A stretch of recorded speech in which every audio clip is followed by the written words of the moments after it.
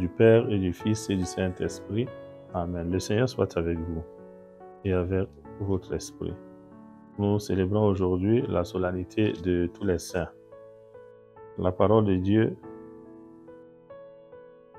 est tirée de la lettre de l'Apocalypse de Saint Jean, chapitre 7, versets 2 à 14, comme première lecture. Le psaume 23. Voici le refrain. Voici le peuple immense de ceux qui t'ont cherché. La deuxième lecture est tirée de la première lettre de Saint Jean, chapitre 3, versets 1 à 3. Et l'évangile est tiré de l'évangile de Jésus-Christ selon Saint Matthieu, chapitre 5, versets 1 à 12. La solennité de la Toussaint célèbre les saints connus et inconnus qui partagent la gloire de Dieu. Soulignons de prime abord que l'Église reconnaît et proclame certains de nos frères saints. Mais il y a d'autres saints qui partagent la félicité du Seigneur et qui ne sont pas mentionnés dans le calendrier des saints. Nous tous, nous sommes invités à rechercher la sainteté dans notre finalité, c'est d'entrer un jour dans le royaume de Dieu, notre vraie patrie, où le Seigneur est parti nous préparer une place. Et pour entrer dans ce royaume de Dieu, dans cette vie de béatitude, dans l'évangile qui nous est proposé aujourd'hui, le Seigneur nous montre le chemin et nous donne le canevas. Pour entrer dans le royaume de Dieu, il faut poser des actes qui font de nous des hommes heureux.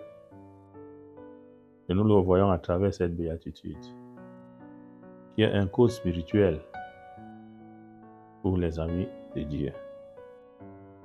Le Seigneur nous invite à être les pauvres de cœur. Il nous invite à être doux.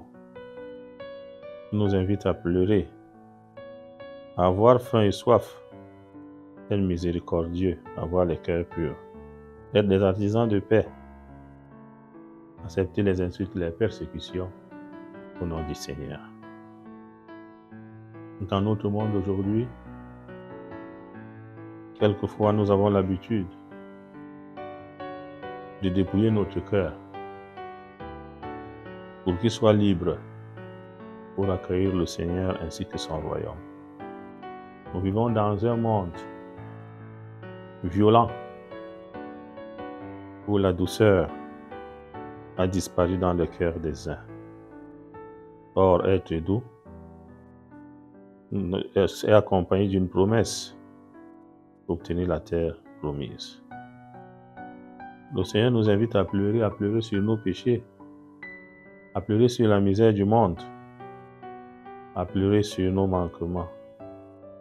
Et la vraie consolation nous viendra de lui. Avoir faim et soif de Dieu, de sa parole, de ses sacrements, de la justice, de l'amour. Et si nous avons soif et faim de Dieu, Dieu lui-même nous rassasiera. Soyons miséricordieux à l'image de notre Seigneur Jésus-Christ, parce que nous sommes les fruits de la miséricorde de Dieu. Œuvrons pour la paix. Acceptons d'être persécutés, insultés, parce que nous sommes fidèles à la parole de Dieu. Et je crois que tout cela nous ouvrira les portes du royaume. Nous qui sommes ici sur la terre, nous devons travailler et prier, non seulement pour devenir les citoyens du royaume. La terre doit nous préparer à être des citoyens du royaume. Étant les citoyens de ce monde, efforçons-nous de rechercher également de devenir des citoyens du royaume. La sainteté doit être notre combat permanent. Donc prions pour que le Seigneur lui-même nous accompagne et fasse de nous des hommes et des femmes saints.